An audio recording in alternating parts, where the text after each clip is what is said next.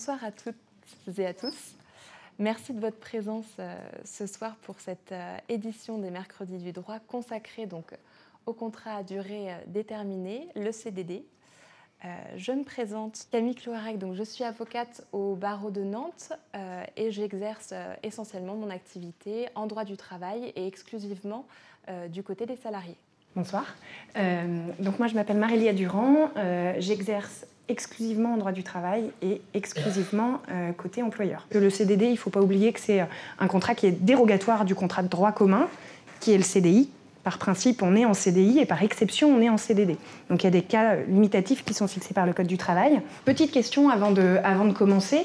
Est-ce que, à votre avis, on peut embaucher un salarié en CDD dans le but de le tester avant de lui proposer un CDI? Effectivement, c'est interdit. C'est interdit pourquoi ? Parce que ce qui sert à apprécier les compétences du salarié et à le tester, c'est la période d'essai. Et la période d'essai, elle peut aussi bien être conclue au niveau d'un CDD que d'un CDI. Elle est même d'ailleurs plus longue, la période d'essai, sur un CDI. Donc on n'a pas le droit d'embaucher un salarié en CDD dans le but de le tester. En pratique, comme vous le disiez, madame, c'est ce qu'on rencontre beaucoup. Donc sur les cas de recours au CDD, parce que le CDD, c'est dérogatoire au CDI, qui est le contrat de droit commun. Donc, comme c'est dérogatoire, le CDD, il ne peut avoir ni pour objet ni pour effet de pourvoir durablement un emploi lié à l'activité normale et permanente de l'entreprise. En gros, voilà, je suis une entreprise, j'ai besoin d'un comptable de façon permanente parce que je suis une entreprise qui tourne bien, je ne peux pas embaucher mon comptable en CDD juste pour voir s'il fera l'affaire. Si je le fais, je prends le risque, et ça vous le verrez après, de voir le CDD requalifié par le Conseil de prud'homme en CDI avec tous les effets qui vous seront décrits plus tard. Donc le Code du travail, il prévoit 8 grandes catégories de recours au CDD. Le premier motif que vous connaissez, j'imagine, c'est le remplacement. Donc on peut conclure un CDD pour remplacer un salarié absent. Le salarié, il peut être en arrêt maladie, en congé, tout simplement. Il peut aussi temporairement être à temps partiel, et donc pour compléter le temps partiel, par exemple, on pense à un des deux parents qui prend un congé parental à temps partiel, on peut conclure un CDD de remplacement pour la partie qui correspond aux heures qui ne sont plus réalisées. On peut aussi recruter, et ça on le sait moins, dans l'attente de l'entrée en service effectif du salarié qui est lui recruté en CDI. Donc je m'explique. J'ai un poste de comptable, je veux embaucher en CDI. En revanche, j'ai trouvé la bonne personne, mais il est disponible que dans 5 mois. Donc, j'ai déjà conclu ce contrat, je sais qui c'est, je sais qui va arriver, et dans l'attente de l'arrivée de ce salarié, j'ai le droit de conclure un CDD. Deuxième cas de recours qui est prévu, conclure un CDD en cas d'accroissement temporaire d'activité de l'entreprise. C'est souvent sur ce motif-là d'accroissement temporaire d'activité qu'on a un contentieux extrêmement important. Le cas qu'on rencontre extrêmement fréquemment, ça va être le CDD pour accroissement temporaire d'activité suivi d'un CDI qui aura en réalité servi, comme on vous l'a un peu introduit, de période d'essai déguisée. Et tout le débat qui va se jouer au Conseil de prud'homme va porter sur la preuve de l'accroissement temporaire de l'activité qui est invoqué par l'employeur pour recourir à un CDD dérogatoire au CDI, comme Marélia vous l'a introduit, en sachant que dans ces cas-là, la charge de la preuve repose sur l'employeur. Donc, c'est à lui d'apporter la preuve du surcroît d'activité, mais surtout du surcroît temporaire d'activité, parce que si on est sur une augmentation, permanente de l'activité de l'entreprise, on n'est pas non plus dans les cases pour pouvoir conclure valablement un CDD. Troisième point, emploi à caractère saisonnier. Ça, c'est également possible. On pense à, par exemple, les restos de bord de mer, les supermarchés de bord de mer, qui voient leur activité monter en flèche en juillet-août et pour lesquels il est bien évidemment courant et nécessaire de recourir au CDD sur la période estivale au vu de l'afflux touristique et de l'augmentation de fréquentation, l'augmentation d'activité qu'ils rencontrent. Petite particularité, puisque quand on est sur un CDD à caractère saisonnier, la prime de précarité n'est pas due. la prime de 10% de précarité à l'issue du contrat n'est pas due. Et puis, quatrième point, mais qui est vraiment très très peu fréquent, on peut conclure un CDD pour la réalisation d'un objet défini. Également, cinquième point, je ne sais pas si vous aviez ça en tête, mais on peut conclure un CDD pour remplacer le chef d'entreprise ou pour remplacer le chef d'une exploitation agricole. Et on peut également rencontrer un CDD pour le recrutement de certaines catégories de personnes sans emploi.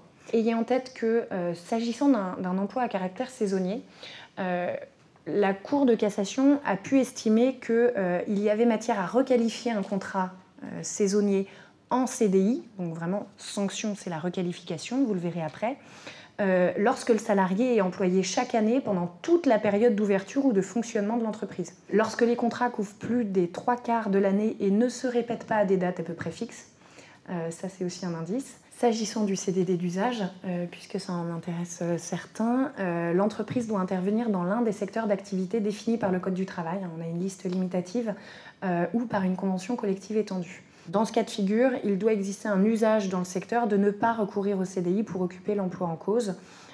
Et bien évidemment, tous les emplois de l'entreprise dans ce cas de figure, ils ne sont pas visés par l'usage de ne pas recourir au CDI. On pense notamment aux journalistes, je pense que c'est dans le milieu de la radio, il est d'usage de ne pas recourir au CDI, mais bien évidemment que pour certaines catégories d'emplois et pas pour tous les emplois de type comptable, voilà, agent d'accueil, qui sont inhérents à l'activité de l'entreprise. Les dispositions de la convention collective qui affirmeraient, et c'est possible, que tel emploi est par nature temporaire, n'ont malheureusement aucun effet, aucune valeur. Alors ça peut servir d'indice et ça peut être un élément à mettre en avant dans le cadre d'une plaidoirie, mais la convention collective des hôtels, cafés, restaurants, HCR, prévoit par exemple que le contrat d'extra est par nature temporaire. Ça c'est très bien, mais ça n'exonère pas l'employeur de prouver que l'emploi d'extra au sein de sa société est lui aussi par nature temporaire. Et ça ne prive pas le juge du contrôle de ce caractère temporaire du poste d'extra dans cette entreprise. Donc ça reste encore une fois extrêmement risqué, notamment en cas de succession de CDD d'usage, puisqu'on a là un risque de requalification. Interdiction de recourir au CDD dans 3 cas. Dans les 6 mois qui suivent un licenciement éco, c'est interdit de faire un CDD pour accroissement d'activité, pas pour remplacement, parce que là, on ne peut pas prévoir. Naturellement, pour remplacer un salarié gréviste, c'est interdit. Et pour effectuer des travaux particulièrement dangereux, notamment. Le CDD doit être écrit, il doit être signé par les 2 parties sous peine de requalification, mais on y reviendra, et il doit naturellement aussi être rédigé en français. Le contrat doit être transmis au salarié dans les 2 jours ouvrables qui suivent l'embauche. Le contrat ne doit pas être signé dans les 2 jours ouvrables qui suivent l'embauche. En revanche, l'employeur doit justifier avoir transmis au salarié le contrat dans les 2 jours ouvrables qui suivent l'embauche, et le jour de l'embauche n'est pas comptabilisé.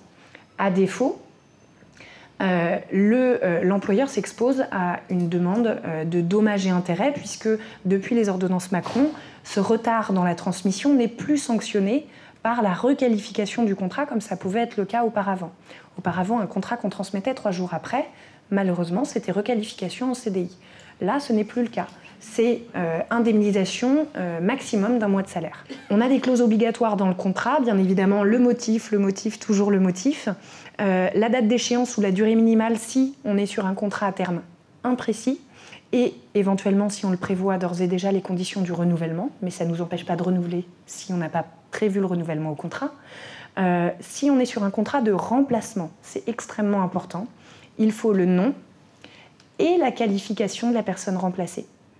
Si on n'a pas la qualification, requalification. Il faut bien évidemment identifier le poste de travail et indiquer le montant de la REM et ses composantes. L'intitulé de la convention collective est également obligatoire, mais la Cour de cassation a pu estimer sur le sujet que ça n'ouvrait pas droit à requalification si dans le contrat, on n'avait pas la CCN applicable. Et on doit également avoir les noms et adresses de la caisse de retraite et de l'organisme de prévoyance. On a des clauses qui sont dites facultatives. La période d'essai, c'est facultatif. Et la clause de renouvellement, c'est facultatif également, et ça ne prive pas l'employeur de proposer le renouvellement au salarié qui peut l'accepter ou qui peut aussi le refuser. Et le renouvellement doit être proposé avant l'échéance du terme. On ne peut pas renouveler un contrat qui est déjà terminé. Ça doit être fait avant l'échéance du terme. S'agissant de la durée d'un CDD, c'est ce que je vous disais, 2 hypothèses. Le principe, c'est qu'en général, on est sur un terme qui est fixé avec précision, c'est ce qu'on appelle un terme précis. Et on peut avoir, dans certains cas, un terme imprécis dans 4 situations. Le remplacement d'un salarié dont on ne sait pas finalement, on pense à un arrêt longue maladie, on ne connaît pas la date de retour. On a également la possibilité d'avoir un terme imprécis dans l'attente de l'entrée en service d'un salarié recruté en CDI, mais pas plus de 9 mois d'attente, pour un emploi à caractère saisonnier et aussi pour les emplois pour lesquels il est d'usage de ne pas recourir au CDI. Là, on rentre plus dans tout ce qui va être l'exécution du contrat de travail, le statut applicable aux salariés en CDD. La question un peu derrière ce thème-là, ça va être, selon vous, est-ce que vous pensez que le fait d'être en CDD justifie d'être traité différemment ou dans un sens moins favorable qu'un salarié en CDI? La réponse, elle est évidemment non. Le principe qui est posé par le Code du travail, c'est celui de l'égalité de traitement. Donc, un salarié en CDD doit pouvoir bénéficier des mêmes dispositions législatives, conventionnelles ou des usages applicables dans l'entreprise qu'un salarié en CDI, sauf évidemment règles de rupture du contrat de travail, on y reviendra, ou dispositions législatives particulières qui vont prévoir par exemple des spécificités sur la période d'essai pour les salariés en CDD. Sur la rémunération, là encore, le prolongement de ce principe, ça va être qu'un salarié en CDD ne peut pas avoir une rémunération inférieure à un salarié qui exercerait le même poste et exécuterait les mêmes tâches. Au niveau de la rémunération, on pense évidemment au salaire de base, mais également à tous les accessoires qui vont avec le salaire, les avantages en nature. On pense par exemple au ticket restaurant. Un salarié en CDD, si le collègue en CDI a droit au ticket restaurant, il a le droit aussi au ticket restaurant dans l'entreprise.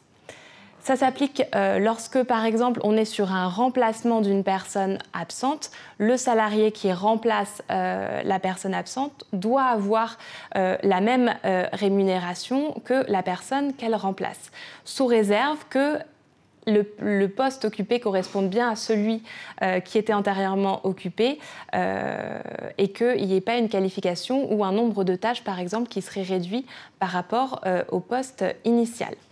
La sanction en cas de non-respect de ce principe, ça va être la possibilité de réclamer un rappel de salaire, de comparer le salaire qui aurait dû être perçu et celui qui a été effectivement perçu par le salarié pour en demander le rappel auprès du Conseil de prud'homme. Et on a également une sanction pénale qui est prévue en cas de non-respect de cette disposition. Autre obligation de l'employeur, ça va être au niveau de l'information sur les postes à pourvoir en CDI. Si un tel dispositif d'information existe pour les salariés en CDI, il doit évidemment en faire bénéficier aux salariés en CDD. Donc on passe à la cessation du contrat de travail. En la matière, c'est là que les règles applicables au CDD diffèrent du CDI. Le principe, c'est que le contrat à durée déterminée se termine à l'échéance de son terme de plein droit, sans qu'aucune des parties n'ait à mettre en place de procédure ou de process particulier. Il prend fin, y compris s'il est suspendu par un arrêt maladie, notamment, on peut se poser la question, mais dans ces cas-là, l'échéance du terme entraîne la fin du contrat sans que l'arrêt maladie ne reporte, avec un tempérament qui est prévu par la loi lorsque le salarié est en arrêt pour maladie professionnelle ou accident du travail et que le contrat de travail prévoit une clause de renouvellement. Dans ces cas-là, l'employeur doit justifier d'un motif réel et sérieux pour ne pas avoir renouvelé le contrat à durée déterminée. On vous rappelle que si jamais le contrat se poursuit après l'échéance du terme, y compris de quelques jours, on bascule dans un CDI. Il se termine lorsqu'on n'a pas de terme précis en cas de remplacement d'un salarié, notamment au retour de la personne remplacée. Et lorsque on est sur un CDD avec un objet précis qui a été défini, dans ces cas-là, soit l'objet se réalise et le CDD se termine à ce moment-là, et si l'objet se réalise avant la fin de la période minimale qui est prévue au contrat, le CDD se termine à la fin de cette période minimale. En termes financiers, Lorsque le CDD ne se poursuit pas par un contrat à durée indéterminée, le salarié a le droit à une indemnité de précarité ou indemnité de fin de contrat. On a les deux dénominations, dont l'objet est de compenser la précarité dans laquelle le place ce statut. La condition que je vous rappelais, c'est que le contrat ne se soit pas poursuivi en CDI ou que le salarié n'ait pas refusé une proposition de CDI qui lui aurait été faite par l'employeur, mais attention, sur le même poste ou un poste similaire et avec une rémunération équivalente. On peut imaginer une proposition de CDI sur un poste différent ou avec une rémunération inférieure à celle qui était versée au salarié. Dans cette hypothèse-là, si le salarié refuse, il ne perd pas le droit à son indemnité de précarité. Au niveau du montant qui est versé, le principe, c'est 10% de la rémunération brute qui aura été perçue pendant toute la durée du contrat. S'il y a eu renouvellement du CDD, on prend en compte toute la durée, renouvellement inclus, avec une exception qui est prévue, puisque ce pourcentage peut être abaissé à 6% en contrepartie d'un accès privilégié à la formation professionnelle, à condition que ça ait été prévu par un accord d'entreprise, d'établissement ou de branche et que l'employeur ait proposé aux salariés une action de formation et notamment un bilan de compétences qui aurait été fait en dehors du temps de travail. Cette indemnité, elle doit être versée, c'est une indemnité brute, donc elle doit évidemment apparaître sur le bulletin de salaire dans la partie salaire brut et versée donc à la fin du contrat de travail. Une autre indemnité qui est versée à la rupture du contrat de travail de manière assez classique, c'est l'indemnité de congé payé, puisque le salarié en CDD bénéficie de droits à congé payé comme le salarié en CDI. Soit il a pu prendre tous ses jours de congé, soit ce n'est pas le cas, et dans ces cas-là, il a le droit à une indemnité qui lui est versée à la rupture du contrat de travail.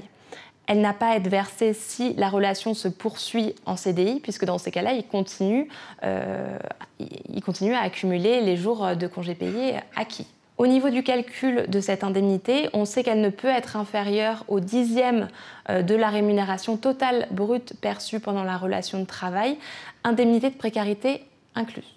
L'employeur a également l'obligation de remettre divers documents aux salariés. Ça va être son certificat de travail. En cas de pluralité de CDD, un certificat de travail par CDD, une attestation Pôle emploi qui va lui permettre de faire valoir ses droits au chômage. Je rappelle que cette attestation, elle doit être remise en principe au moment de la rupture du contrat de travail et qu'en cas de non-remise, c'est aussi une infraction pénale. Et il doit également remettre un bordereau individuel de formation pour informer le salarié des droits qu'il peut faire valoir à la formation et bénéficier d'un financement. Il peut, c'est une possibilité, demander au salarié de signer un reçu pour solde de tout compte. Je rappelle là aussi que la signature du reçu pour solde de tout compte n'est pas obligatoire et que le salarié a un délai réduit de 6 mois, une fois qu'il a signé ce reçu pour solde de tout compte, pour dénoncer les sommes qui y figurent. S'il ne fait pas ce courrier recommandé de dénonciation, le reçu pour solde de tout compte a un effet libératoire, c'est-à-dire qu'il ne pourra plus venir ultérieurement contester les sommes qui y sont mentionnées. Il peut contester la rupture dans un délai de 12 mois et les conditions d'exécution du contrat sur 3 années. Alors que s'il signe son reçu pour solde de tout compte, effectivement, même s'il y a par exemple marqué heures supplémentaires, heures complémentaires, 0, dès lors qu'il a signé, c'est libératoire à l'issue d'un délai de 6 mois. Je rappelle aussi que sur toutes les indemnités que je viens de vous présenter et sur la remise de ces documents-là, en cas de manquement de l'employeur à ses obligations, on peut aller devant le Conseil de prud'homme en référé, puisqu'on est sur des obligations qui ne sont pas sérieusement contestables. Et donc, procédure de référé, ça veut dire une procédure plus rapide, avec une date d'audience sous 3 semaines et un délibéré à 15 jours, 3 semaines, pour obtenir dans l'urgence le versement de ces sommes et la délivrance, souvent sous astreinte, de ces documents de rupture. Le cas qui va nous intéresser maintenant, ça va être celui de la rupture anticipée d'un CDD. Dans quel cas l'employeur peut-il rompre avant l'échéance du terme le contrat à durée déterminée. La première hypothèse prévue par le Code du travail, ça va être l'accord des parties. Accord clair et non équivoque, on recommande quand même de faire un écrit pour qu'il n'y ait pas de discussion là-dessus. De la même manière que pour une rupture conventionnelle pour un salarié en CDI, le salarié en CDD a le droit au chômage derrière lorsqu'il y a rupture du CDD par accord des parties. Deuxième cas, c'est celui de la force majeure, mais qu'on ne rencontre jamais en pratique. Enfin, personnellement, moi, je ne l'ai jamais eu dans un de mes dossiers. Celui qu'on va rencontrer par contre extrêmement fréquemment, ça va être la faute grave. Faute grave du salarié ou de l'employeur. Alors, je vais commencer d'abord par la faute grave qui est reprochée au salarié. Vous le savez peut-être, il n'y a pas de définition dans le Code du travail de la faute grave, donc on est sur une définition jurisprudentielle. C'est la faute qui rend impossible la poursuite du contrat de travail, donc il faut apprécier dans les faits la gravité, l'existence déjà d'une faute et sa gravité suffisante pour justifier la rupture du contrat de travail.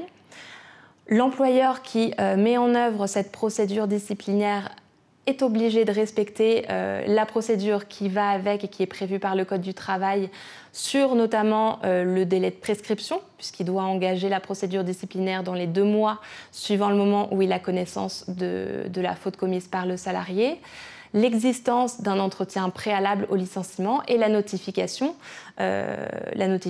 d'une lettre de licenciement. En cas de faute lourde, le salarié ne perd pas son droit à bénéficier des indemnités chômage dès lors, comme je vous le disais, qu'il a été privé involontairement de son emploi. Après, ce sont les indemnités de rupture qui vont être impactées par la faute qui a été commise. Par exemple, faute lourde, il n'y a pas droit à l'indemnité de congé payé. Et ça va être dégressif comme ça en fonction de la gravité de la faute, mais ça n'influe pas sur le droit au chômage derrière. Le salarié aussi peut se prévaloir d'une faute grave de la part de son employeur. Ça se manifeste soit par une prise d'acte, c'est-à-dire un courrier commandé adressé à l'employeur où le salarié va lui reprocher un manquement grave à ses obligations, soit par une saisine du Conseil de prud'homme de résiliation judiciaire. En pratique, moi je ne l'ai jamais vu faire. Attention à la prise d'acte, à pouvoir établir le manquement de l'employeur et sa gravité suffisante. De manière assez classique, le non-paiement de salaire constitue un manquement suffisamment grave de l'employeur pour justifier la rupture du contrat à cet ordre. Mais je conseille quand même de faire toujours une mise en demeure avant pour justifier du fait qu'on a été obligé d'en arriver à prendre acte de la rupture du contrat. Le CDD peut également être rompu de manière anticipée lorsque le salarié justifie de la conclusion d'un CDI, sous réserve du respect du préavis qui est d'une durée maximale de 15 jours. Et il peut y avoir aussi une rupture anticipée lorsque le salarié a été déclaré inapte par le médecin du travail. En termes financiers, imaginons une rupture anticipée de l'employeur fautive, c'est-à-dire soit un employeur qui licencie pour un motif, qui rompt le contrat pour un motif économique, pour une faute simple, ou alors si la faute grave est finalement requalifiée par le Conseil de prud'homme. Dans ces cas-là, le salarié a le droit à des dommages et intérêts dont le montant est au moins égal au salaire qu'il aurait dû percevoir jusqu'au terme du CDD.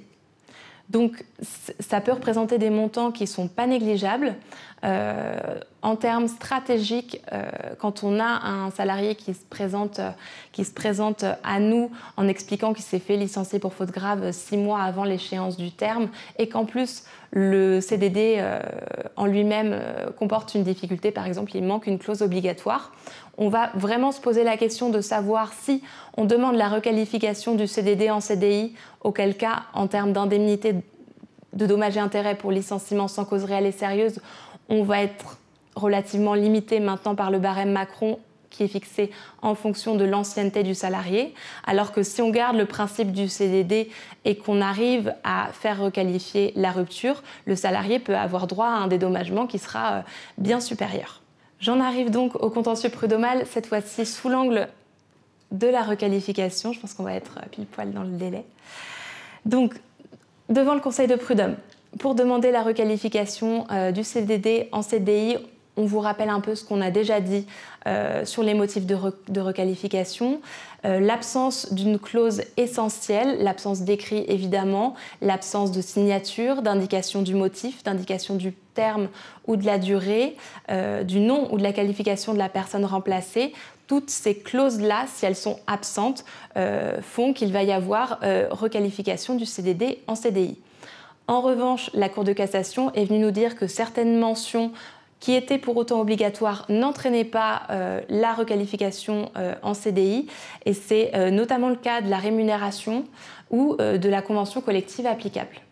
Qui peut agir devant le Conseil de prud'homme? Le salarié lui-même, évidemment, et un syndicat représentatif si le salarié ne s'oppose pas à son action. Au niveau des délais de prescription, attention. La Cour de cassation est venue nous dire, parce qu'on a eu des bouleversements assez récurrents des délais de prescription applicables en droit du travail, vous en avez peut-être entendu parler. Je fais une aparté d'ailleurs à ce sujet-là pour revenir un petit peu en arrière, mais sur la contestation, imaginons, d'une rupture de CDD pour faute grave par exemple, le délai c'est 1 an. 1 an à compter de la notification du courrier. Donc attention, ça passe vraiment très vite. Pour ce qui est de l'action en requalification, la Cour de cassation est venue nous dire que ce ne sont pas des salaires, donc ce n'est pas la prescription applicable au salaire et qui est actuellement de 3 ans. On est donc a priori sur une prescription de 2 ans qui court à compter de la fin du CDD, sauf si le motif de requalification est intrinsèque à la conclusion lui-même du CDD, c'est-à-dire par exemple si dès le départ il manque une clause obligatoire, la Cour de cassation est venue nous dire en 2018, en fait le délai de 2 ans, il court à compter de la conclusion et non pas du terme du CDD. Donc vraiment attention au délai de prescription, c'est ce qui donne des cheveux blancs aux avocats en droit du travail. Une précision aussi, c'est que lorsqu'on a une succession de CDD, la jurisprudence nous dit que le délai court à compter du terme du dernier CDD et qu'on peut demander la requalification sur l'ensemble de la relation contractuelle en remontant, le cas échéant, si on a eu une succession de CDD sur 3-4 ans, on peut faire remonter la relation de travail sur cette durée-là, avec tout ce que ça entraîne aussi au niveau de l'ancienneté. La procédure devant le Conseil de prud'homme, elle est accélérée, puisqu'on va directement devant le bureau de jugement sans passer par le bureau de conciliation et d'orientation, qui est la procédure classique et habituelle devant le Conseil de prud'homme. Là, on a une procédure accélérée.